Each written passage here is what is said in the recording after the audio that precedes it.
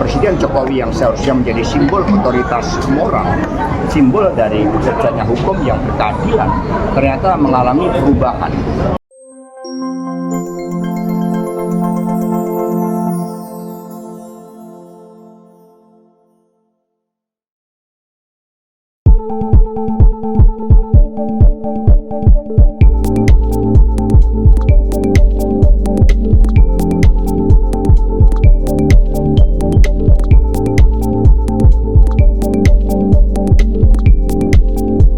Baik, terima kasih rekan-rekan. Jadi saya sebenarnya tidak ada rencana mengambil dokter lagi. Tapi ada semesta yang memanggil saat itu pada akhir tahun 2021 saya janjian sama Mas Pram mau naik sepeda, kemudian batal. Saya naik sepeda sendiri. Tiba-tiba kami dipertemukan di Monas. Mas Pram lalu ngajak saya sarapan ke rumah beliau, dan dari situ saya ditawari oleh Pak Saleh Husin untuk mengambil doktor. Saya bilang saya sudah berproses di Unhan, tapi kemudian didaftarkan dan kemudian ikut tes, akhirnya diterima.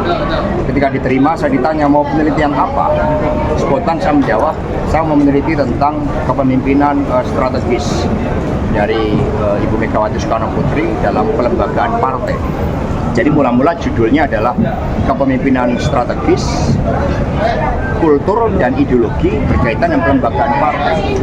Tapi kemudian pada bulan Oktober terjadi perubahan situasi sosial, ada perubahan dari power itu sendiri. Maka kemudian kami rubah menjadi ketahanan partai. Karena situasi sosialnya berubah dengan authoritarian populisme. Maka inilah yang membuat penelitian saya molor sehingga selesai 3 tahun. Padahal sebenarnya bisa sekitar 2,5 tahun karena perubahan judul menyesuaikan situasi sosial yang berubah akhirnya memerlukan tambahan waktu 7 bulan. Mas Hasto, ini kan yang menarik dari pembahasan Mas Hasto adanya abuse of power dari Presiden Jokowi. Kenapa membandingkannya dengan masa pemerintahan Jokowi aja? Sedangkan ada banyak presiden. Ya sebenarnya bukan hanya itu. Di dalam disertasi secara lengkap itu proses pemerintahan yang otoriter terjadi pada masa Pak Harto. Tetapi kemudian ketika kita bersama-sama membangun jalan demokrasi pasca jatuhnya Pak Harto, kemudian watak demokrasi yang otentik dari rakyat oleh rakyat itu ternyata bisa berubah melalui the triangle of authoritarian populism, dan landasan teoretiknya sangat banyak. Itu goncangan terbesar yang dialami PD Perjuangan. Maka kami mengkonstruksikan teori pelembagaan partai agar partai bisa bertahan, yang kami sebut sebagai API, di avant-garde party institutionalization.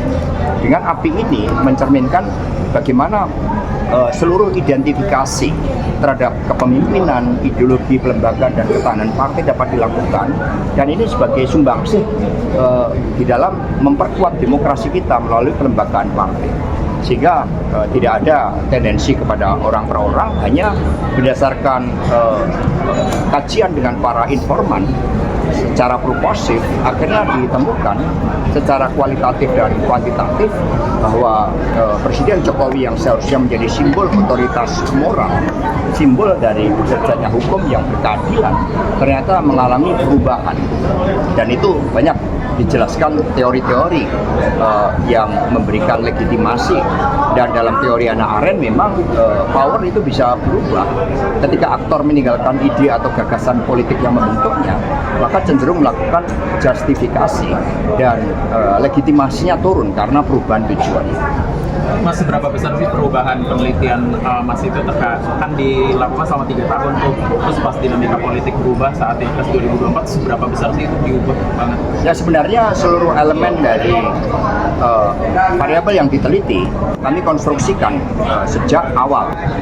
Jadi misalnya saya sejak tahun 93 sudah mempelajari tentang intellectual leadership dalam teori Hamel and Prahalat.